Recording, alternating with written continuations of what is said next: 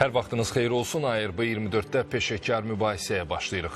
Hazırda qlobal olaraq belə bir fikir formalaşır ki, sanki Rusiya-Ukrayna müharibəsi bitən kimi dünya həm iqtisadi, həm də digər istiqamətlərdə inkişafa keçəcək.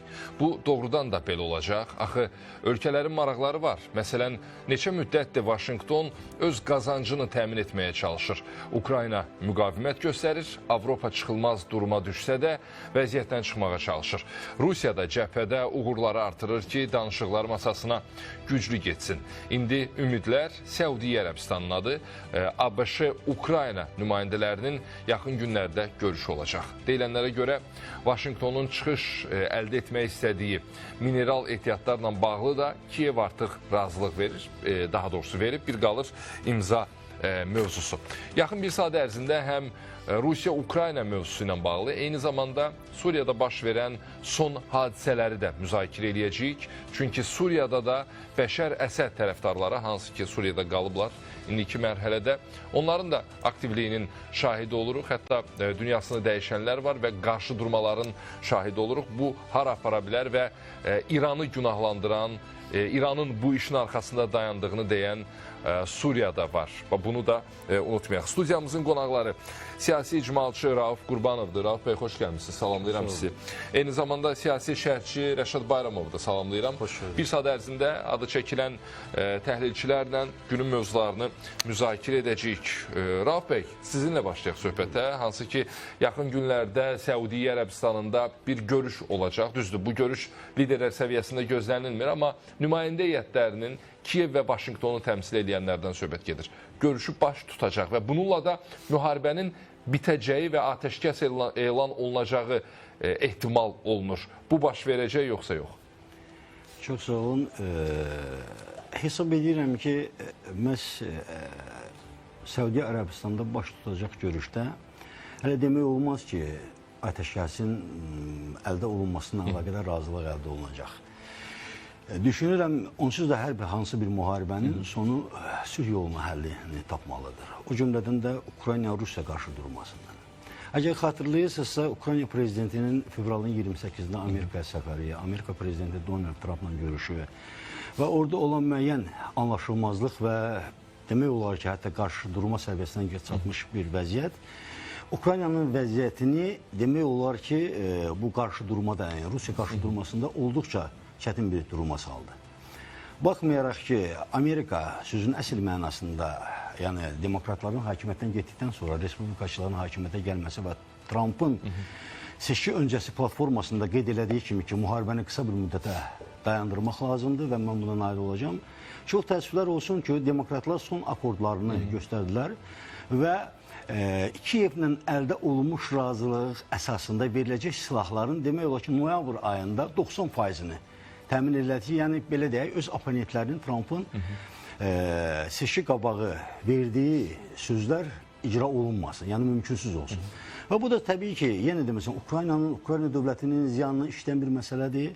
Bugün Ukraynalılar cəhbədə həlak olurlar, o cümlədən Ruslar da burada itkilər verilir. Amma əsas məsələ ondan ibarətdir ki, Ukrayna həm ərazi itkisi ilə qarşılaşır, həm də insan itkisi ilə. Əgər xatırlayırsınızsa, o görüşdə qeyd olundu ki, sizin insan resurslarınız da yoxdur. Siz insan resursları olmadan bir tərəfdən məsələni ortaya qoyursuz ki, siz sülh sazişini imzalamağa hazırsınız. Digər tərəfdən isə tələblə gəlmiş ki, bizə silah verin, bizə pul verin. Yəni bunlar ikisi bir-birinə ziddiyyət təşkil edən bir məsələdir. Eyni təzyiq Rusiyaya da yoxdur. Mən hesab edirəm ki, bugünkü informasiya vasitələrindən oxuduğumuz məlumat əsasında demək olar ki, Rusiya qarşı hələ biri-biri təzyiq Amerika tərəfindən görsənilmir. Ola bilsin, gələcəkdə təbii ki, tərəf kimi Rusiyada müəyyən təzyiqlər göstərilsin. Ancaq elə başa düşürəm ki, Rusiya təzyiq göstərilməzdən öncə Rusiya özü bu müharibənin dayandırılmasında atəşkəsin əldə olunmasına maraqlıdır. Deməli, Rəşad bəy, üzr istəyirəm. Niyə indiki mərhələdə Ukraynanın üstündə bu qədər çox yüklənmə var?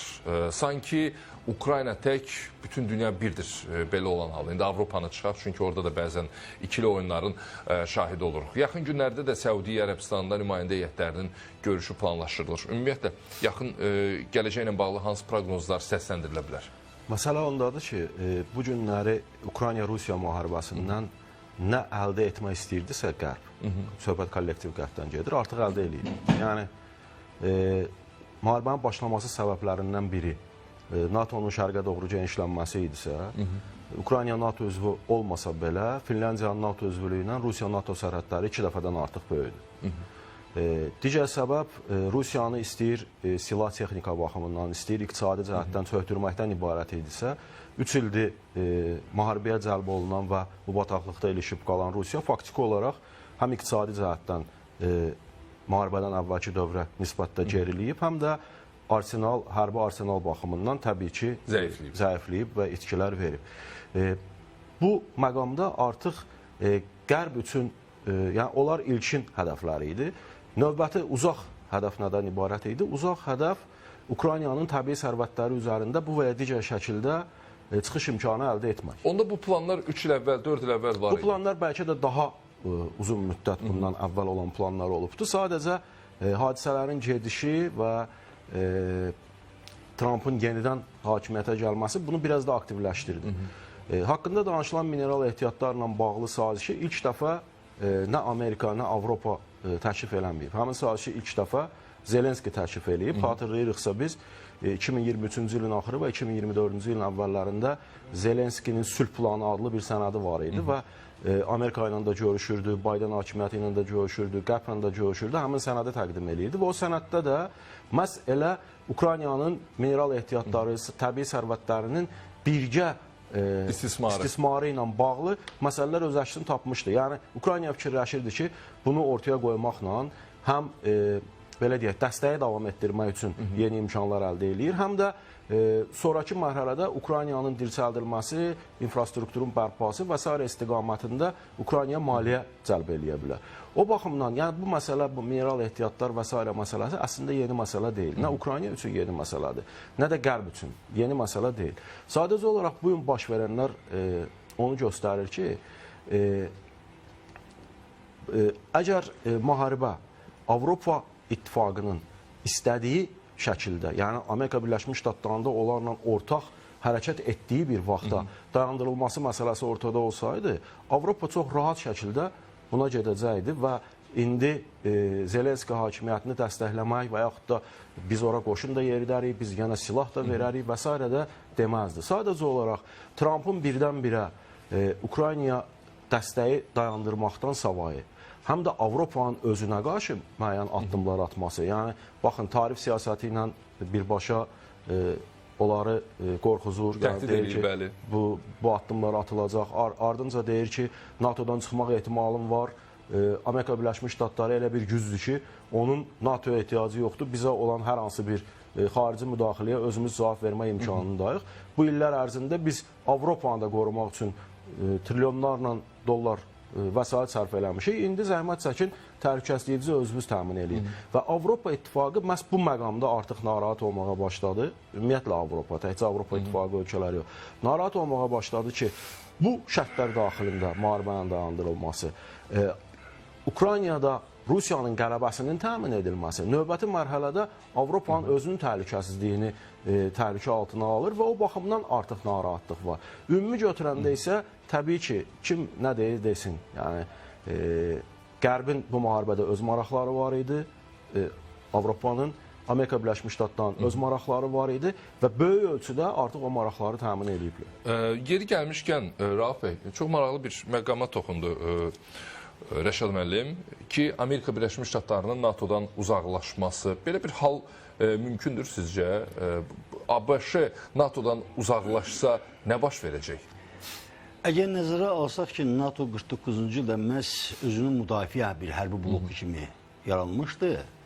Bu gün əgər soyuq müharibə yoxdursa da, yəni qarşı tərəf, o vaxt SSR var idi, sosialist bloku var idi. Əgər belə bir blok yoxdursa da, mənə elə gəlir ki, NATO-nun mövcudluğuna ehtiyac yoxdur. Və Trumpı da mən çox ağıllı adam hesab edirəm ki, o doğrudan da məsələləri məntiqi nöqteyi nəzərdən yanaşın deyə bu NATO nəyə lazımdır?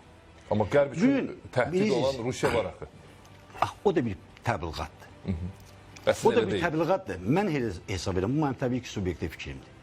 Heç özünə hörmət edən adam, ağlı adam düşünə bilməz ki, Rusiya sabah Polşa hücum edəcəkdir, və yaxud Rumıniya hücum eləyəcəkdir, və yaxud Almaniya hücum eləyəcəkdir. Bilirsizmi? Bunlar sadəcə olaraq qərb maşınının, yəni əvvəlki administrasiyanın və o cümlədən Avropa İttifaqının təbliğatıdır. Həmin cəmiyyəti qorxudurlar Rusiya ilə. Əslində Rusiyanın belə bir maraqları yoxdur. Mən belə düşünürəm. Təbii ki, ümumi hadisələrin təhlilindən əldə elədiyim nəticədir. Bugün dünya doğrudan da bloklara qoşulmayan, necə ki Azərbaycan bloklara qoşulmayan dövlətlər sırasındadır. Ümumiyyətlə hərbi blokların olması mən hesab edirəm ki, 21-ci əsrin yersiz bir şeydir. Əgər nəzərə alsaq ki, o nüvə başlıqlı olan silahlara xərclənilən trilyonlarla dollar, insanların maddi rifah halının yaxşılaşdırılmasına, cəmiyyətin daha rahat yaşamasına yönəlsə, gör yaşadığımız kainat nə qədər rahat olar. Bugün sürətlə silahlanma hansı dövlətə sərf edən bir şeydir? Bugün Ukraynanın bu cür xarabalıqlara məruz qalması, 12 milyondan artıq Ukraynalının Avropaya səfərlənməsi, 1 milyondan artıq itki, şəhərlərin bu cür darmadağın olması məgər Ukraynalılar üçün lazım idi mi? Vaxtında lazım idi ki, Ukraynanın başında olan rəhbər bu məsələlərdən ötüşə bilsin. Bu məsələlərdən beləsinsə öz dövlətini, öz xalqını qoruya bilsin. Çox təəssüflər olsun ki, bu gün də bəzi o müharibəyə ilham verici qüvvələr, müharibəyə təhrik edici qüvvələr Ukraynanı poligona çevirdikləri bəs deyil. Ukrayna xalqının başına bu oyunları gətirdikləri bəs deyil. Hələ bu müharibənin son Ukraynalıya qədər vuruşmağı təklif edirlər. Başa düşürsünüzmü? Müharibə böyük itkidir. Həm insan itkisidir, həm iqtisadi itkidir. Bugün görünür ki, reallıqda Amerika Birləşmiş Ştatları bu məsələdən əlini çəkəndə Avropanın özü çox çətinliklə bir şəraitdə qalmış olur, baş-başa qalmış olur. Bugün Avropanın özü indiyə kimi NATO'nun hesabına öz təhlükəsizliyini dırnaqarası belə desək, müdafiə etmiş idisə də, bugün Trump deyəndə ki, siz ümumi daxili məhsulun 5%-ə qədərini hərbi xərclə yönətməlisiniz. Təsəvvür edin onda indiyə kimi Amerikanın çətiri altında öz təhlükəsizliyini təmin edən Avropa ölkələri öz iqtisadiyyatında ümumi daxili məhsulun 5%-ni hərbi xərclərə xərcləsələr, indiyə kimi buna sosial layihələrə xərc edirlər ki, insanların güzəranı daha da yaxşı olsun. Gör, qərbdə iqtisadi böhran necə, hansı şəkilə gəlib çıxa bilər? Ona görə də ümumiyyətlə mən ideyacan qəbul eləmirəm dünyada silahlanmanın genişlənməsi, silahlanmanın artması, o silahlara təkrar olaraq demək istəyirəm ki, xərclənən pul insanların rifah halının yaxşılaşdırılmasına, cəmiyyətin daha da tərəqqipərvər şəkildə inkişafına yönəlmiş olsaydı, bu yaşadığımız kainat üçün, planet üçün daha sərfəli olardı. Onda belə çıxır ki, məsələn, Birləşmiş Ştatların hazırki prezidenti Donald Trump'ın iqtisadiyyatı yaxşı bilməsi, iqtisadi yönümlü siyasət həyata keçirməsi, onda onların NATO'dan uzaqlaşması mövzusunu real hesab etməyə imkanlar var da əldə. Tamamilə düzgün buyurursunuz. Bir balaca keçmişə ekskurs eləsək, bir məsələnin diqqətinizə çatdırmaq istəyirəm ki, o vaxt SSR rəhbərliyinə gəlmiş Qarbaçov da tərk silahlanma barədə konvensiyaların imzalanmasına, nüvə başlıqlı silahlarının ləğv olunmasına qarşı belə bir yenidən qurma həyata keçirməyə çalışır. Çox təəssüflər olsun ki, o vaxt Amerika tərəfindən, yəni Qərb bloku tərəfindən bu qarşılanmadı. Əksinə, SSR Varşava müqaviləsi dövlətlərini buraxdı. Yəni, həmin ölkələrdə olan qoşullarını geri çağırdı. Bunun əksinə olaraq Amerika həmin dövlətləri NATO üzv elədi və qoşullarını orada yerləşdirdi. Mən yenə sual yaranır cəmiyyətdə. Bu nə üçün lazımdır? Kimdən müdafiə üçün lazımdır? Cəmiyyətdə o xofu yaratmaq lazım deyil ki, bugün hansısa ölkə harasa hücum edəcəkdir. Mən hesab edirəm ki, məhz NATO'nun mövcudluğu artıq 21-ci əsrdə tarixin arxivına yollanmalıdır. Və Trump da siz qeyd edildiyiniz kimi həm iqtisadi cəhətdən, təbii ki, bu insan biznesmendir və bu həddə çatana kimi çox ağırlı yollar keçibdir. Ona görə də o anlayır ki, hərbi silahlanmanı gücləndirmək, hərbi ayrılan pulları artırmaq dövlətlərin təhlükəsizlik təminatı yox, əksinə biz keçən dövrü də əgər analiz etsək görək ki, bu ayrılmış pullar dünyada sülhün genişlənməsinə yox, əksinə müharibələrin davamlı olmasına şərait yaratdı. İstər yaxın şərqdə, istər Avropanın özündə orada nəticə çıxarmaq lazımdır məntiqi olaraq. Onda bu silahlanma əgər sülhə təminat vermirsə, İndi bəzi dövlətlər can atırlar ki, atom başlığı olan silahları əldə eləsinlər. Lakin bu atom başlığı silahları əldə eləmiş dövlətlərin özü də rahat yaşamırlarsa da, onda yeni dövlətlərin bu nüvə silahını əldə eləmək üçün nə zəruriyyət var? Bir tendensiya yaranır, üzr istəyirəm. Deyirlər ki, nüvə başlığı olan dövlət öz təhlükəsini təmin eləmiş olur.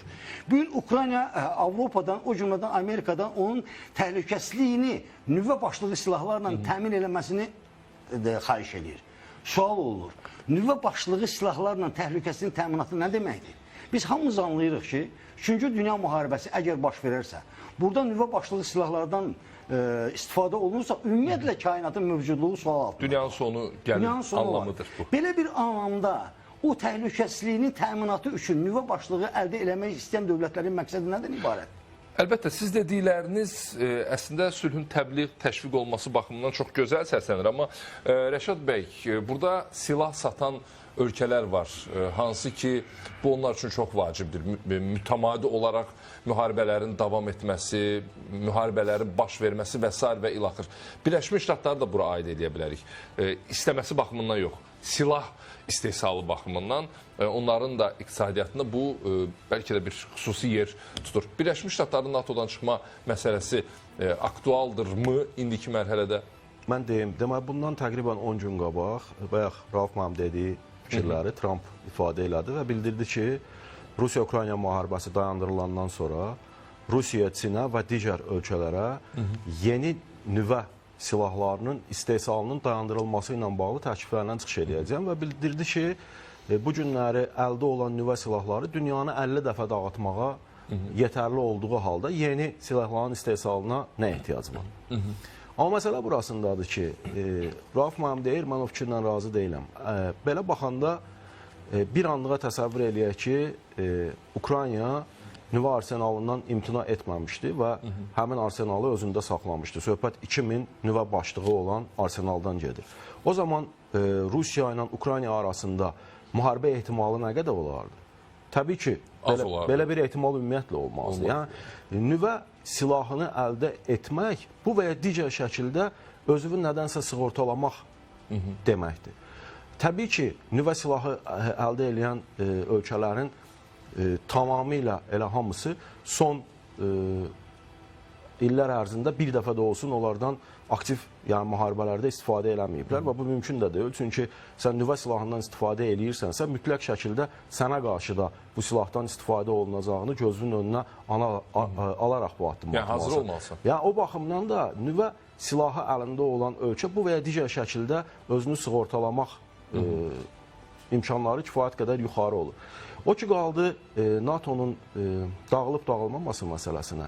Burada silah sənayesi sahibləri, xüsusən də Amerika Birləşmiş Ştatlarında bilirik ki, onlar üçün dünyanın müxtəlif bölgələrində qaynar bölgələrin olması vacibdir, şərtdir. Özləri də bir çox hallarda onu stimullaşdırırlar ki, daha çox münaqişə varsa, daha çox silah satışı həyata keçirilir. Amma bu günləri bu Rusiya-Ukrayna müharibəsinin dayandırılması onlar üçün hər hansı bir ziyan yaratmayacaq. Niyə? Çünki Trump hər şeyə gəlir gözü ilə baxdığı üçün,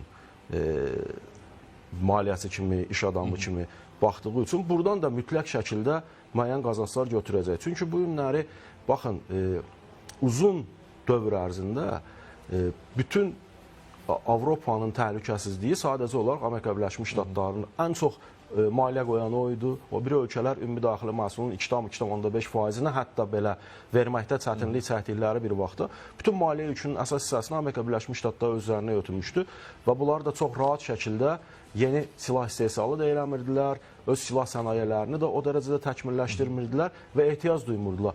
Bu günləri indi Amerika Birləşmiş Ştatlarının çətiri altından çıxandan sonra, təhlükəsizlik çətiri altından çıxandan sonra bunlara mütləq şəkildə yeni silahlara ehtiyac yaranacaq.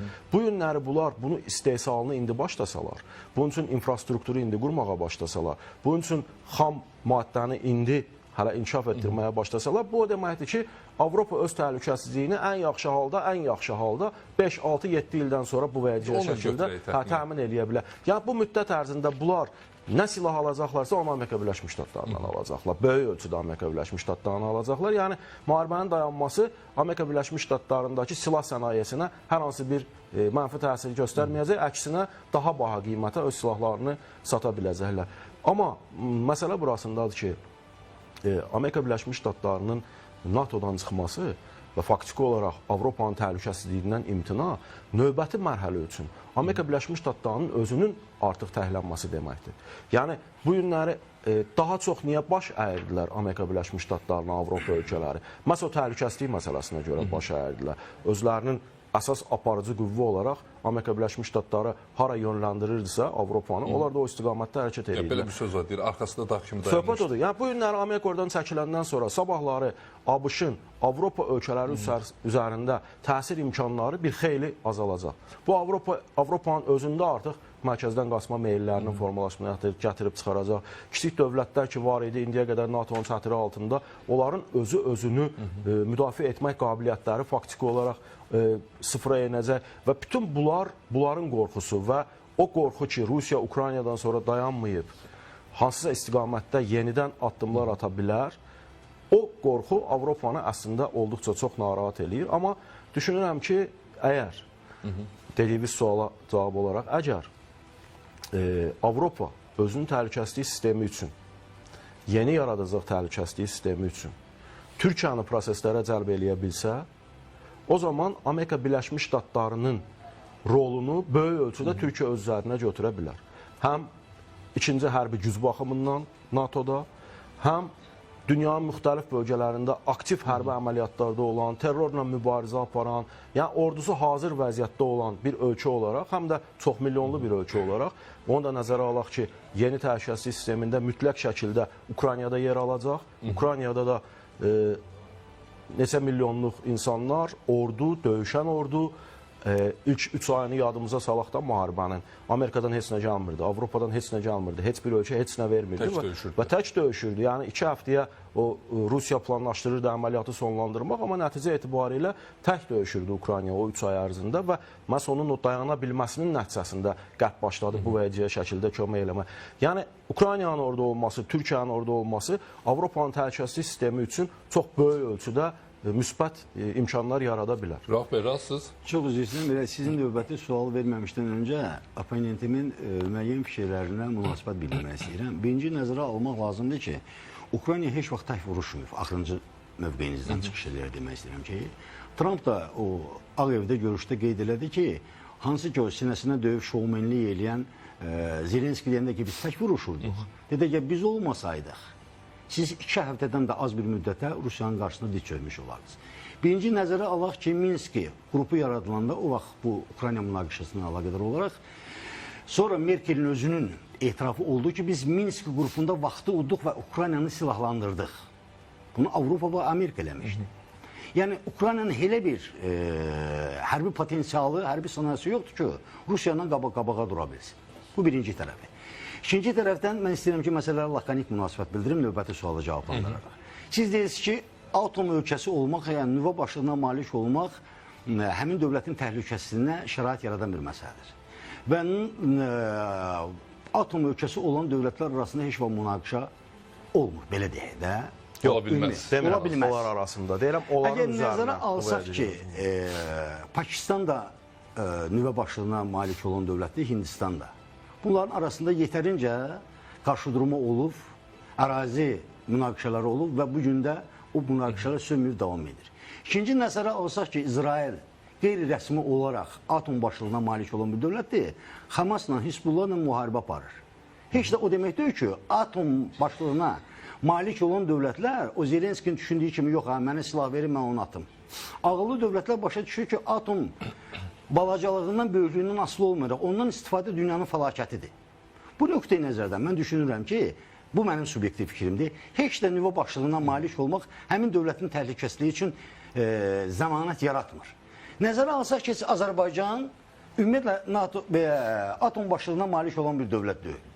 Əgər dünyada bu atom müharibəsi olarsa da, Azərbaycanın vəziyyəti necə olar? Ümumiyyətlə, bu atom başlığı olmayan dövlətlərdə şərait necə ola bilər?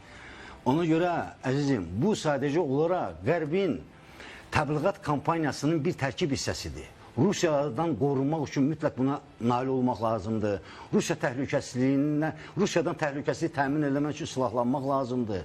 düşünürəm, dünya artıq başa düşür. Siz çox düzgün qeyd elədiniz. Trump biznesmen olaraq həm də ağıllı bir insandır. Bax, dəfələrlə məni qərbə əks mövqe bildirən siyasətçi kimi təqdim edirlər. Beləcə qəbul edirlər tamaşaçılarda. Və bu gün görürsünüz, mən Trumpın atdığı adımları alqışlayıram. Baxın, Çünki Rusiya müdafiə edir. Yox, heç də elə yox. Bilirsiniz, bu məsələyə də aydınlıq gətirim. Bax, bugün Trumpın apardığı mübarizədə heç də Rusiyaya yaxınlaşmaq, Rusiyanın mövqeyindən çıxış eləmək kimi qəbul olunmamalı. Mən çox təəssüf edirəm ki, bu boyda bu qədər mən verilişlərə baxıram, bir insandan, bir siyasətçidən bu fikri eşitməmişəm ki, desin ki, bugün sadəcə olaraq Trumpın apardığı mübarizə antiqlobalistlərə qarşıdır. Dünyanı qloballaşdırmaq istəyən, bir qütbdən idarə eləmək istəyən qüvvələrə qarşıdır. O qızıl milyardın sahiblərinə qarşıdır. Əgər belə bir aparılan siyasətdə Rusiya ilə mövqelər, Çinlə mövqe üst-üstə düşürsə, bu heç də demək deyil ki, Amerikanın apardığı siyasət Rusiyanın əlinə işləyir. Çünki Rusiya da çox qütblü dünya üçün mübarizə aparır.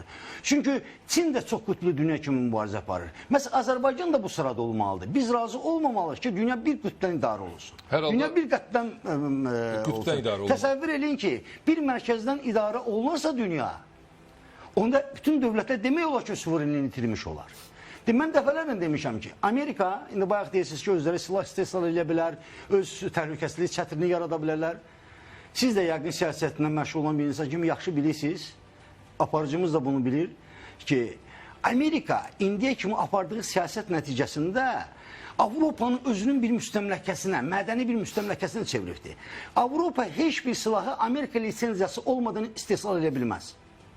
Amerikanın ixtiyarı olmadan, bugün də Trump administrasiyası deyir ki, o silahları ki, siz Ukraynaya vermək istəyirsiniz, onun beləsinsək, nəzarət paketləri bizim əlimizdədir. Bizim icazəmiz olmadan heç bir mərmi hazırlaya bilməzsiniz. Təbii ki. Avropa doğrudur, mən dəfələrlə verilişlərdə demişəm, Avropa çoxdan öz müstəqilliyini itiribdir. Və bu boyunduruqdan çıxmaq isə Avropa illər bahasına başa gələ bilər. İllər hesabına başa gələ bilər. Mən hesab edirəm, bu da mümkünsüzdür. Əgər Trump bugün çox ümidlə bunu danışırsa da ki, mən NATO'dan çıxıram, indi öz təhlükəsizliyinizi özünüz təmin edin, o yaxşı anlayır. O yaxşı anlayır ki, bütün lisenziyaların ixtiyarı Amerikada olduğu bir halda Avropa o müəyyən summit keçirir, görüntülər keçirir. Bunların icrası və orta əldə olunacaq hər hansı bir nəticə mümkünsüzdür. Hər bir şeyin belə deyək, bu şəkildə desək, hər bir qapının açarı Amerikanın əlindədir. İndiyə kimi Avropa öz təhlükəsizliyinin təminatı üçün fikirləşməyib. Amerikanın çətiri altına sığınıb və bugün ayrılır ki, Amerika belə bir Trump kimi addım ata bilər və bu beləsinicək təhlükəsizliyini təmin edə bilməz. Təzədən bu barədə fikirləşmək və o silahları istehsal etmək. Hələ üzr istəyirəm, bunlardan biraz da irəli gedərək öz təhlükəsizliyi qalıb bir tərəfdə. Ukraynaya nəsə söz verir, Ukraynaya nəsə təmin eləməyə öhdəsinə götürür, çalışır. Bu tamamilə yanlış və tamamilə belə desək də publika üçün hesablanmış boş söhbətlər. Avropa Ukraynaya heç nə verən deyil, heç nə verməyəcək. Bunu dəfələrlə demişik və indi danışılanlar da təbii ki, boş söhbətlərdir. Amma siz əslində mən deyənləri deyirsiniz. Mən demirəm ki, bu günləri Avropanın özünün təhlükəsizliyini təmin etmək kimi imkanları var. Yox. Və Trump da kifayət qədər yaxşı bilir ki, bu günləri Avropanın təhlükəsizliyindən imtina eləsə belə, Avropanın özünün təhlükəsizliyini təmin etmək üçün illər lazımdır. Ən azından Trumpın hakimiyyətinin sonuna qədər Avropa buna nail ola bilməyəcək. Bu bir mənalıdır. Yəni, başqa sözlə bu və digər şəkildə hələ də hansısa formada asıllığın davam etdiriləcəyini bilərək bu addımları atır Trump. Bu mənada hər hansı bir, necə deyərlər, fikir, ziddiyyət yoxdur. Söhbət başqa şeydən gedir. Söhbət ondan gedir ki, Trump üçün bu günləri bütün dəyərlərdən imtina eləyərək, sən faktiki olaraq bir dövlət başqa dövlətin ərazisini hücuma keçib, ərazisinin 5/1-ni işğal eləyib və sən həmin işğalçı ilə eyni mövqedən çıxış eləyərək deyirsən ki, bu ərazilər səndə qalmaq şərti ilə, yerdə qalan ərazilərdəki təbii sərvətlər də mən və digərləri tərəfindən bölüşdürülməsi şərti ilə müharibəni dayandıraq. Və sonra da deyirsən ki, müharibənin dayandırılmasını istəməyən Zelenskidir. Zelenski bu şərtlərlə müharibəni necə dayandıra bilər? Hansı əsaslarla dayandıra bilər? Yəni, bu mümkün olmayan bir şeydir. Sənin ərazində 2 dənə separatçı rejim var idi. Bu rejimlər müstəqillik elan elədilər və ondan sonra da Rusiya tərəfindən tanındı. Ondan sonra Rusiya onlara müdafiəsi üçün qoşunlar göndərməyə başladı və Ukraynada dayanıb sakit dayanmalı idi. O çıxışın başlayanda dediniz ki, Ukraynaya lazım idi bu müharibə. Ukrayna istəməyib ki, müharibəni. Ukrayna bu müharibəyə cəlb olunub, ərazilərinin işğal olunması ilə cəlb olunub. 2 dənə separatçı rejimin özünü orada müstəqil respublika elan etməsi ilə cəlb olunub. Yəni bir anlığa təsəvvür eləyək də Ermənistan Dağlıq Qarabağın müstəqilliyini tanıyırdı və biz də ora müharibə etmirdik, hücum etmirdik. Bu mümkün olan bir şey deyildi də. Təbii ki, hücum olacaq. Ukraynada onu eləyib əslində. Və mən deyəndə ki, Ukrayna hərbi gücdür, mən Ukraynanın silah, texnika və s. baxımından hərbi güc olmasından danışmıram. Ukraynanın döyüşən əskərlərindən danışıram. Ukraynanın artıq 3 ildir səngərlərdə vuruşan, şəhid verən xalqından danışıram. Bunlar hərbi gücdür, bəli, hərbi gücdür. O texnikanı və s. bu və ya digər şəkildə əldə etmək mümkün olar. Hardansa tapmaq olar, pul müqabilində almaq olar. Amma döyüşən o əskəri tapmaq çətindir. O ruhu, o döyüş ruhunu ortaya qoyan əskəri tapmaq çətindir. Və Ukraynada məhz bu əskərlər var, bu günləri var. Və mən o baxımdan deyirəm ki, Türkiyənin və Ukraynanın birgə addımları sayəsində təkcə müharibənin dayandırılması yox, həm də Avropa özünün təhlükəsizlik sistemini yenidən qurmaq bu və ya digər şəkildə mümkündür. Bəli, bu günləri Avropa müstəqil hərəkət etmə imkanında deyil. Dünənləri, yəqin ki, siz də şahid oldunuz, Almaniyada artıq nəyin mübahisəsi başlayıb? Amerika Birləşmiş Ştatlarından F-35-lər alınsın ya alınmasın. Niyə alınmasın? Amerika Birləşmiş Ştatları hələ də bu və ya digər ölkəyə satdığı F-35-lərin söndürülmə mexanizmini özündə saxlayıb. Yəni, o istəmədən onlar hətta havaya belə qalxa bilməzlər. O ki, qaldı hansısa hərbi əməliyyatlarda iştirak eləsinlər. Bir tərəfdən də dünya hazırda demək olar ki, Birləşmiş Ştatlar tərəfindən idarə olunur da. Bu və ya digər şəkil deyirik ki, çox qütblünün tərəfdarıdır. Bu və ya digər şəkil məsələ odur. Mən də onu demək istəyirəm ki, Amerika Birləşmiş Ştatları kifayət qədər yaxşı bilir ki, daha doğrusu belə deyək də, Trump kifayət qədər yaxşı bilir ki, ən azından yaxın 4 ildə, 5 ildə kimsə başqa yolla getmək imkanı olmayacaq. Yenə də Amerika Birləşmiş Ştatlarının monopoliyası altında fəaliyyət göstərmək məcburiyyətində qalacaqlar deyənə özünü o çox qütblü dünya tərəfdarı kimi təqdim eləməyə çalışır. Əslində Trumpın imkanı olsa bu gün bütün dünyanı öz əlində cəmləyər və özü də hakimlik eləyər. Sadəcə bu günləri o imkanlar yoxdur. Dünya dəyişir və indi də Trump faktiki olaraq yeni dünya nizamı qurmaq uğrunda bir güya ki, hərəkətə başlayıb, amma nəticə etibarilə bu məsələnin arxasında o qədər qaranlıq şeylər var ki, belə deyək də, Ukraynanın faktiki olaraq qurban verilməsi ilə hardasa nəsə yeni nizam qurmağa çalışmaq demək. Aydın, mən istəyərdim ki, Rusiya-Ukrayna müharibəsi ilə bağlı proqramın sonuncu hissəsinə keçək. Britaniyadan danışaq burada. Çünki Birləşmiş Ştatların Ukraynaya kəşfiyyat məlumatlarını ötürməsi, dayandırması, silahlandırma dayanması, yardımın dayandırılması, bu artıq Ukraynanın tək buraxılması anlamına gəlir. Amma Britaniya ilə bağlı müəyyən ümidləri var Ukraynanın. Məsələn, kəşfiyyat məlumatları ötürə bilər. Digər anlamda bizim sizə sualımız budur ki, Britaniya Amerika Birləşmiş Ştatlarını əvəz eləyə bilər, yoxsa yox? Heç bir vaxt. Sadəcə olaraq bayaq da fikrimdə qeyd elədim. Bu auditoriya üçün, Ukrayna cəmiyyəti üçün, ümumiyyətlə dünya üçün verilmiş bir mesajdır ki, güya ki, Britaniya Amerikanı bu sahədə əvəz eləyə bilər. Əgər xatırlayırsınızsa, həmin İngiltərənin baş nazirindən Zelenskiylə görüşməmişdən öncə Trump'ın görüşü oldu. Orada belə bir ritorik sual verdi. Dedi, Amerika Rusiyanın qarşısında dura bilərsinizmi? İngiltərənin baş naziri çaşdı, bilmədi nə cavab versin. Bu mümkünsüz bir şey. Bugün vahid olaraq kosmik kəşfiyyata malik olan 2-3 dövlət var. Onun biri Amerika, Rusiya və Çindir. Yəni, heç kim bunu əvəz eləyə bilməz. Yenə demək istəyirəm. Bunlar 800 milyardlıq büdcə yaradırlar. Nə bilim, Avropa İttifaqından çıxmış vaxtı ilə İngiltərə indi bu koalisiya rəhbərliyi eləmək istəyir. Sadəcə olaraq onların özləri də o da indi yox, 4-5 il ərzində 800 milyard dolları. Bu günə ancaq 150 milyard düzəldir. Deməkdə məqsəd nədən ibarətdir?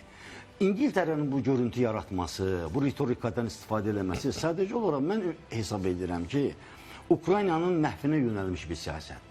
Və son məqamda Avropa həmişə olduğu kimi kənarda qalacaq, əziyyət çəkən, əraziləri dağıdılmış, əhalisi məhv olmuş Ukrayna olacaq.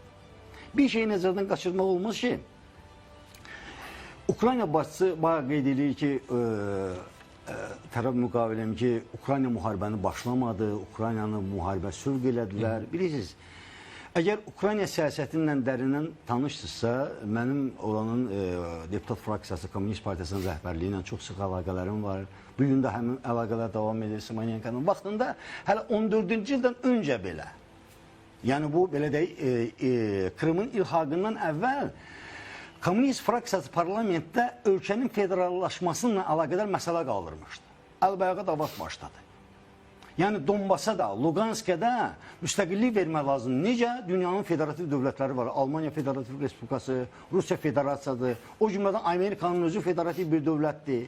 Hər, belə desək, ştatın özünün qanunları var, bir-birinə ziddiyyət təşkil edən.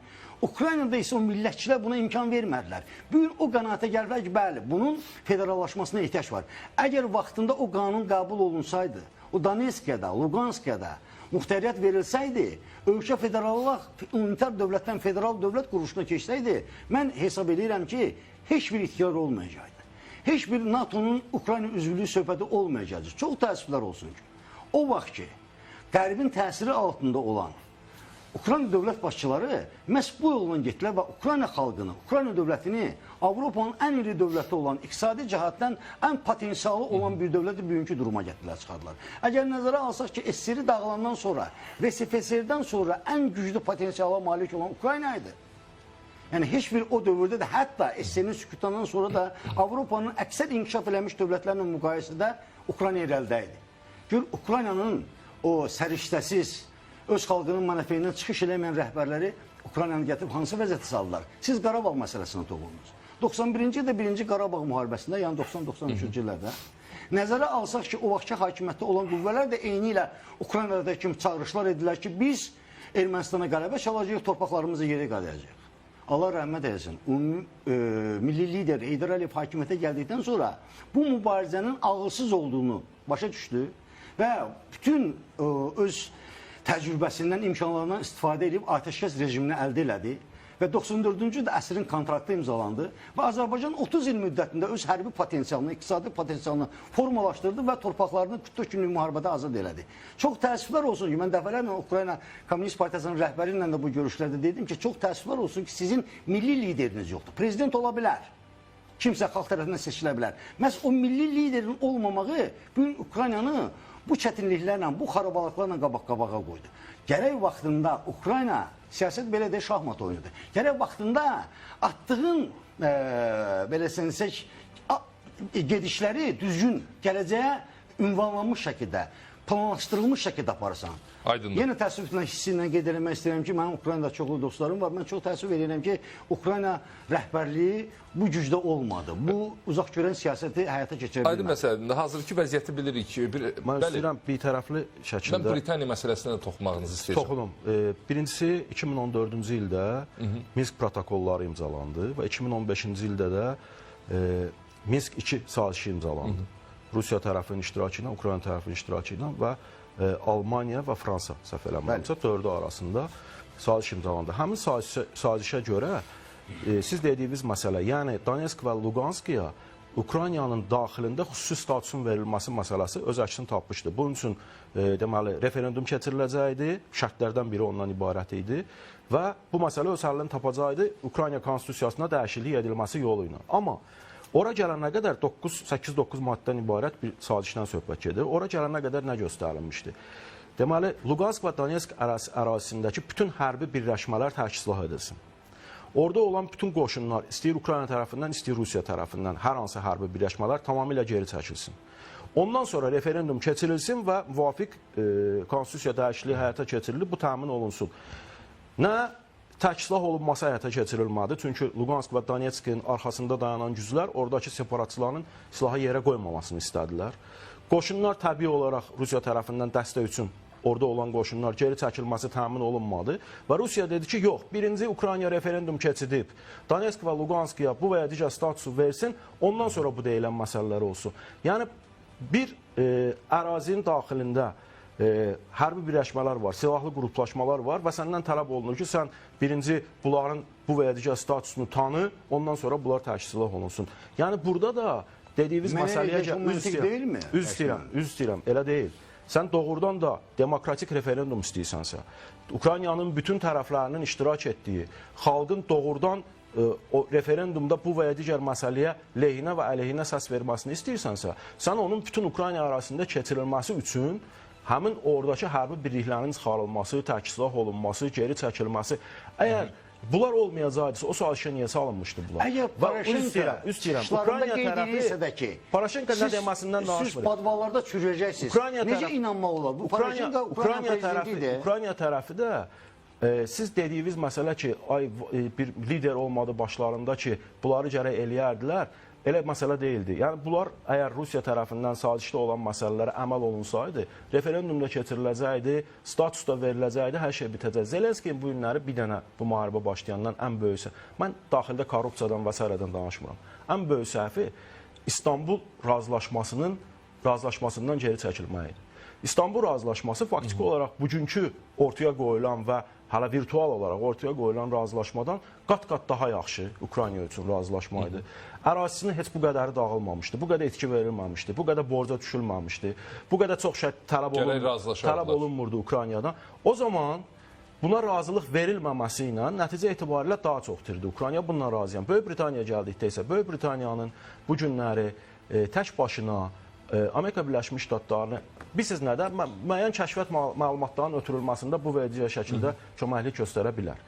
Baxın, nə deyir? Böyük Britaniyanın baş naziri deyir ki, bizim Ukraynaya verdiyimiz Shadow sistemləri, raket sistemlərindən söhbət gedir, ABŞ tərəfindən kəşfiyyat məlumatlarının ötürülməsi dayandırıldığı üçün və bütün həmin raket sistemləri də həmin sistemə qoşulduğu üçün bu günləri onlar Ukrayna arasında faktiki olaraq fəaliyyətsiz duruma düşüblər. Mask bu günləri deyir ki, Ukraynanın bütün cəbhə boyu, bütün səngər boyu, bütün hərbi hissələrin rabitə sistemi Starlink sisteminə qoşulubdur və mən bir dənə onu söndürməklə bütün Ukraynanın cəbhə xəttində vəziyyəti destabilləşdirə bilərəm. Yəni, başqa sözlə deyək, hər tərəfdən Ukraynaya başa salınır ki, o mineral ehtiyatlar sahəsini imzala, onun dalınca hələ təkcə ABŞ-la yox, onun dalınca Avropa İttifaqı öz payını istəyəcək. Onlarla da bu mineral ehtiyatlar sahişini imzala, ərazinin 5/1-i də qalır Rusiyanın nəzarətində. Bununla da hamı hər istədiyinə nail olur və bitir. Çox üzr istəyirəm. Mən qısa xahiş edəcəm sizin sizdən. özünüzün danışdığınızın sözün məntiqi nəticəsi mənimlə razılaşırsınızmı ki, Ukrayna rəhbərliyi vaxtında düzgün yol tutma, düzgün siyasət aparmadı? Mən dedim, İstanbul sazişində bəli, düzgün İstanbul yol tutma. sazişindən öncə də elə Minsk razılaşmasında Minsk razılaşmasını pozan Rusiya oldu. Ciddi səhvlərə yol verdi.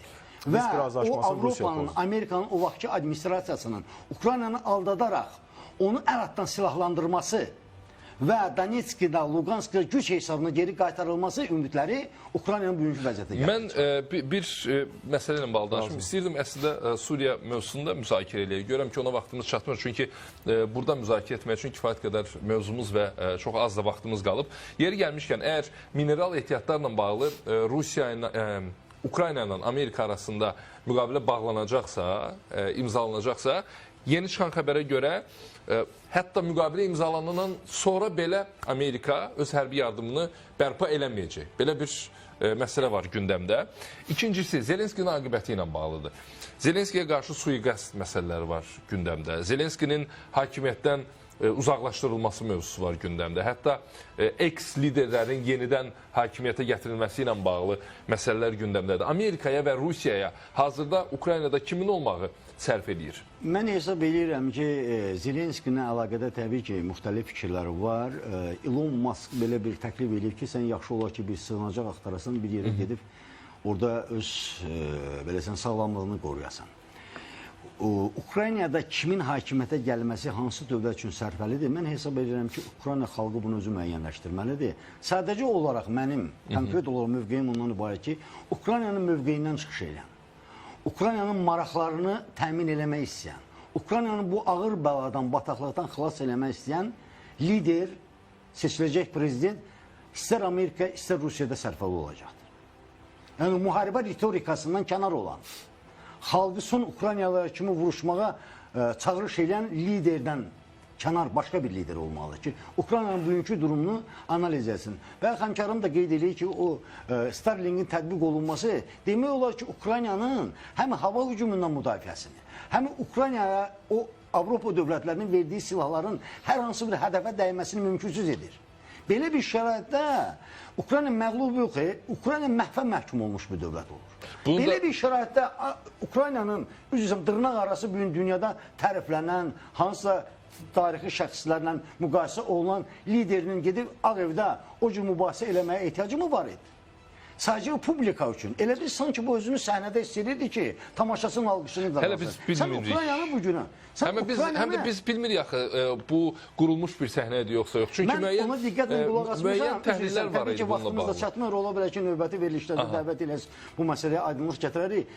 Əgər nəzərə alsaq ki, çox qısa demək istəyirəm ki, görüşün başdan 15-20 dəqiqəsi çox normal bir şəraitdə keçdi. Mən hesab edirəm, bu gün düzdür, kütləvi informasiya vasitələri bunu tirajlayırlar ki, bu Trump tərəfindən belə təxribata sürürlər. Əksinə, siz əgər ona diqqətlə baxsanız, görərsiniz ki, rahat şəraiti pozan Zelenskinin özü oldu. Çünki o, telefon danışıqları ilə razılaşmış ki, o mineral ehtiyatları sənədə qol çəkəcəkdir. Özü orada bu mübahisəni yaratdı ki, həmin imzalanma verəsinsə baş tutmasın. Bu nöqteyi nəzərdən də hesab eləmirəm ki, Zelenskinin, sizin sualınız bundan var ki, Zelenski kimi bir liderin Ukraynada hakimiyyətə gəlməsi Ukrayna xalqını bu düşmüş vəziyyətdən xilas edə bilər. Yalnız və yalnız müharibə ritorikasından baxmaq ki, bu gün təbii ki, Ukrayna elə bir durumdadır ki, o stol arxasında oturanda müəyyən itkilərlə razılaşmalıdır. Müəyyən güzəştlər etməlidir. Bu, Ukrayna xalqının gələcəyi naminə olmalıdır. Çünki siz başladığın müharibəni, bu ağla sığılmaz bir şeydir. Bu, Amerika prezidenti deyir ki, sən deyirsən ki, mən sülha o vaxt razı olaram ki, o dedikcə 5-də 1, 3-də 1 hissəsi Rusiyanın nəzarətindədir. Rusiya buradan könüllü çıxsın. Bu, mümkünsüz olan bir variantdır. Müharibə tarixində, dünyanın sivilizasiya tarixində belə bir şey olmuyor. Ukraynada Ruslar da orada insan itkisini veriblər, iqtisadi itkiləri olubdur. Belə bir şəraitdə Zelenskinin o nağıllarda olduğu kimi arzusu həyata keçə bilərmi ki, sən mənim 30% ərazimdən çıx, ondan sonra mən səndən stolu arxasına... Hər halda o da istinad edir beynəlxalq hüquqa falan. Aslında Zelenski deyir ki, mənim ərazimin nə qədəsi qalırsa, bu başqa məsələ. Amma bundan sonra mənim üzərimə imzalanacaq sazişlərdən sonra mənim üzərimə yenidən hücum olmayacağının zəmanətini kim verir? Yəni Zelenski aslında istədiyi o zəmanətdə. Amerika deyir ki, mən əgər orada mineral ehtiyat çıxardıramsa, mənim orada deməli sərmayə qoyuram, pul qoyuram, orada başlayacağım o təbii sərvətləri istismar eləməyə və mən oradayamsa, bu artıq zəmanətdir. Yəni mənim ora qoyduğum pulu kim bombalaya bilər, kim yenidən hücum eləyə bilər, Amerika bu cür düşünür. Zelenski də deyir ki, siz bu zəmanəti qərb olaraq, bu zəmanəti bir dəfə nüvə arsenalından imtina eləyəndə vermişsiniz mənə. İkinci dəfə Minsk razılaşması ilə bağlı sənəd imzalananda verilibdir mənə və bu cür zəmanətlərin də arxasında konkret bir şey yoxdur deyənə. Bu Ukraynanı heç nədən qorumur. Ona görə Zelenski deyir ki, mənə elə bir zəmanət verilsin, elə təhlükəsizlik zəmanəti verilsin ki, biz bundan sonra özümüzü Rusiyanın bu və ya digər hücumundan qoruya bilək və oradan çıxdı da ortaya, nə bilim, o dedi ki, ora qoşun göndərəcəyəm, bu biri dedi ki, mən də qoşun göndərməyə hazıram. Trump hətta nə dedi, İngiltərənin baş naziri ilə görüşdə, dedi ki, mən ora Avropa İttifaqının ayrı-ayrı ölkələrinin hərbi briqada və s. göndərməsinə etiraz eləmirəm və düşünürəm ki, bu problem olmaz. Amma dərhal Rusiya tərəfindən rəsmi mövqe bildirildi ki, orada hər hansı bir xarici ölkənin qoşunlarının yerləşdirilməsi müzakirə mövzusu da ola bilməz və bunun ətrafında hər hansı fikir mübadiləsi də aparıla bilməz. Söhbət siz nədən gedir? Bu günləri hələ o saziş imzalanandan sonra Rusiya müharibəni dayandıracaqmı? Bu hələ böyük sual altındadır. Niyə dayandırmasın? Baxın, yəni Amerika deməklə elə Rusiya müharibəni dayandırmayacaq ki, Rusiyanın özünün də şərtləri var. Sən Ukraynadan istədiyi alırsan, mineral ehtiyatlarla bağlı sazişi imzalayırsan, onun mənə nə dəxli var? Yəni Rusiyanın özünün də təbii ki, burada tələbləri var və bu günləri əslində Trump Zelenskini sıxmaqla, tez bir zamanda o mineral ehtiyatlarla bağlı sazişi imzalatdırmaqla özünün mövqələrini möhkəmləndirmək istəyir ki, mən istədiyimi artıq aldım. Ondan sonra istəyir başlasın Rusiya üzərinə bu və digər təzyiqlər göstərməyə. Ki, hansı şərtlərlə müharibəni dayandır. Dayandırmasan, mən başlayıb yenidən Ukraynanın silahlandırılması üçün yenidən fəaliyyətə başlayacağım və s. və ilaxır. Yəni, bu günləri hələ o mineral ehtiyatlar sazişinin imzalanması sabahları Rusiya ilə Ukrayna arasında atəşkəs sazişinin imzalanması demək deyil və belə də olmayacaq. O ki, qaldı kimin liderliyi kimin üçün sərfəlidir. Bugün faktiki ortada 3 nəfər var. Zelenskidir, bugün Avropa İttifaqı tərəfindən dəstəklənən namizəd. Paraşenkodur Amerika Birləşmiş Ştatları tərəfindən dəstəklənən namizəd və Zaluzhindir Böyük Britaniya tərəfindən dəstəklənən namizəd. İndiki halda, yəni atəşkəs olmadan müharibə davam edə seçki keçiriləcəksə, Zelenski qalib gələcək. Birmənalı şəkildə müharibə gedə-gedə müharibə gedə-gedə olacaqsa. Yox, əgər dinc dövr olacaqsa. Məsələn, atəşkəs oldu. Atəşkəs varsa artıq Zelenski birmənalı şəkildə prezident olmayacaq. Aha. Yəni buna nə imkan verərlər, nə özü artıq buna getmək imkanları yoxdur. Orada artıq gedəcək, əsas mübarizə gedəcək ABŞ namizədi ilə Böyük Britaniya namizədi arasında, əgər ortaq namizəd çıxara bilməsələr. Yəni Zaluzhinlə Paraşenko arasında. Amma bu günə Rusiyanın tələb elədiyi oldu ki, bu günləri nə baş verirsə versin, biz Zelenski ilə bir masa arxasında oturmayaq. Bu gün artıq lider dəyişikliyi baş versin. Əgər bu gün bu lider dəyişikliyi necə baş verə bilər? Ya Zelenski özü tamamilə imtina eləyib çəkilməlidir qırağa və seçkilərin də tarixi elan olunmalıdır. Atəşkəsdən sonraya bütün səlahiyyətlər keçməlidir Ali Radaya. Ali Rada yenə Zelenskinin partiyasıdır. Əsas orada çoxluq. Onunla necə baş tutacaq danışıqlar. Yəni burada mütləq şəkildə Rusiyanın Zelenski ilə bu sazişi imzalamağa məcbur ediləcəyi gözləniləndir. Atəşkəs sazişindən söhbət gedir. Gözləniləndir. Çünki yenə deyirəm, əks halda bu o deməkdir ki, proses hələ 6-7 aydan sonraya təsadüf eləməlidir, seçki keçirilməsi və onda da kimin lideri eləməyini indidən proqnozlaşdırmaq olduqca çətindir. Yəni kimin qalib gələ biləcəyini proqnozlaşdırmaq çətindir. Çünki sabahları elə bir namizəd ortaya çıxa bilər ki, bu günləri Paraşenko'nun da, Zaluzhin'in də və Zelenskinin özünü də tamamilə kölgədə qoya bilər. Yəni hər an o situasiyanın dəyişməsini nəzərə alaraq müxtəlif liderlər ortaya çıxa bilər. Mən ümid edirəm ki, Ukrayna xalqı böyük xalqdır, ağıllı xalqdır. Bu keçmişdə buraxılmış səhvlərə gələcəkdə təkrarlamaz və siz dediyiniz kimi son fikrinizi, elə Ukraynada bugün adını sadalamadığınız, nəzərdə tutulmayan kimsə, Ukraynanı istəyən, müharibə əleyhinə olan bir şəxs hakimiyyətə gəlməlidir ki, Ukraynanın gələcəyi üçün siyasət yürüdə bilsin. Xalqın istədiyi nədir indi? Onu Ukrayna xalqına Beynəlxalq aydın məsələ. Bizim müşahidələrimiz nə deyil? Bəs Ukrayna ictimaiyyətinin mövqeyi. Bir ara xatırlayırsınızsa belə bir xəbər buraxıldı gündəmdə ki, Zelenskiyə inam azalır. İnam indeksinin azalmasından söhbət gedir. Hətta bunun nə bilim 30 neçə faizə düşdüyü ilə bağlı da rəqəmlər atılırdı ortalığa. Özü elə bir mənbə deyirdi ki, bunu Kiyevin mərkəzindən, birbaşa Kiyevin mərkəzindən. İndi 60 qalxıb. İndi deyilənlərə görə yenə də qalxıb. 60-dan yuxarı. Sözün açığı niyə qalxdı? Deyilənə görə yox, qardaşım. Bayaq dedim, bu qərb ritorikasıdır. Qərbin təbliğat kampaniyasıdır. Ölkəsinin 30%-ni, ərazisini itirmiş ölkənin o ağılsız bir Ağ evdə olan mövqeyi necə bunun reytingini artıra bilər? Məsələ, Zelenskinin buna təhrik edən qüvvələr onun reytingini 65-67%. Yaxşı, reytingin artması deməklə nə istəyirlər? 12 milyon insanın qaçqın düşməsi, 1 milyondan artıq insanın məhv olunması, ölkənin darmadağın olması, ölkə rəhbərinin reytingini necə qaldıra bilər? Bu iqtisadiyyatda əgər bir üstünlük əldə eləsə, hərbdə bir üstünlük əldə eləsə, məntiqi olaraq düşünmək olar ki, bunun reytingi artıbdır. Bu üfürdülmüş bir reytingdir. Mən inanmıram ki, Zelenski, siz indi deyirsiniz ki, çox qəribə səslənir ki, əgər müharibə şəraitində, birinci bu mümkünsüz bir şeydir, Zelenski əgər namizədliyini vursun, mütləq qələbə çalar. Mən hesab eləmirəm ki, ümumiyyətlə, istənilən formada Zelenskinin növbə hakimiyyətdə qalmağı mümkünsüzdür. Bayaq da apardığımız söhbətlərin ortasında belə bir fikrə gəldi ki, Zelenskinin sui-qəsd ola bilər, Zelenski fiziki sıradan çıxarıla da bilər, Zelenskinin növbəti addımı yoxdur. Mən hesab edirəm ki, sadəcə olaraq Zelenski öz hakimiyyətini və sağlamlığını qorumaq üçün müharibənin uzadılmasında maraqlıdır. Ona görə də gəlin belə fikirləşək, düşünək. Zelenski haqqında o deyilən fikirlər, bu gəh onu Napoleon'a oxşadırlar, gəh Churchill oxşadılar. Hansı ki onların getdiyi yolun 10%-ni yox, 100%-ni Zelenskinin getmə imkanı yoxdur.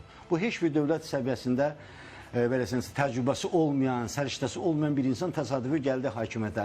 İndi qeyd edirsiniz ki, parlamenti respublikada, yarı parlamenti respublikada, orada da Zelenskinin partiyadır. Bunu cəmiyyətə demokratik bir rəhbər kimi tanıdanlar yaxşı bilirlər. Yəqin sizin də xəbəriniz var ki, parlamentdə müxalif partiyaların hamısını bağlayıb. Bütün müxalifət fikirli insanlar haqqında ciddi ölçü götürür. Hətta Amerikanın insanı hesab edildiniz, Paraşenko haqqında sanksiyalar tətbiq olunur. Onun xaricə çıxması qadağan olunubdur. Hesabları dondurulubdur. Belə bir dövlətin başçısı necə reytinq artırır? Poroşenko hər həftə xarici ölkələrdədir. Yox, mən məlumatı informasiya vasitələrindən aldığım xəbər əsasında deyirəm ki, bu bloklanıb hər bir tərəfdən. Düzgün məlumatlar Yəni belə bir şey. Poroşenko hər həftə bir xarici ölkədə. Hardandır? Poroşenko özü elə keçən həftə dedi ki, Amerika Birləşmiş Ştatlarında son görüşündə ABŞ administrasiyası ilə müvafiq görüşləri keçirtdi və Zelenskidən sonrakı dövrlə bağlı, seçkilərlə bağlı onun da fikirləri alındı və bildirib Poroşenko da cavab verib ki, indiki halda onlar Zelenskini müdafiə edirlər və indiki mərhələdə hər hansı seçkilərin keçirilməsindən söhbət gedə bilməz. Bu bir. İkincisi də ki, bizim bundan bir neçə ay qabaq elə partiya rəsmilərinin gənə də Böyük Britaniyada, ondan sonra Amerika Birləşmiş Ştatlarında görüşü zamanı Beynəlxalq Demokrat İttifaqı çərçivəsində hər ikisində Poroşenko da orada olub. Yəni onun ölkədən çıxışından nə bilim bloklanıbdır, heç yana gedə bilmir kimi fikirlər həqiqəti əks etmir. Ola bilər hansısa informasiya vasitələri bunu yazır, amma həqiqəti əks etmir. Hər halda şəxsi sosial şəbəkə hesablarında da özünün verdiyi müsahibədən televiziya ekranlarında BBC-dən izləmişəm. O qənaəti gəlmişsiniz. O qənaəti gəlmiş öz dili ilə deyirdi. Aydındır. Euronews'da bunu özü etiraf edirdi ki, mənim bütün hesabımı dondururlar. Hətta mən kofe almağa belə kartımdan istifadə edə bilmirəm. Siz bizim rəsmilərlə birlikdə iştirak edibdir. Yox, dəfələrlə inanmıram. Təşəkkür edirəm, minnətdaram. Sizə də tamaşaçıların diqqətinə çatdırım ki, studiyamızın qonaqları Rəşad Bayramov və Rauf Qurbanovla biz Rusiya-Ukrayna müharibəsini və yaxın gələcək üçün nələrin ola biləcəyini, proqnozları danışdıq, müzakirə etdik. Özünüzdən müğayət olun, görüşərik.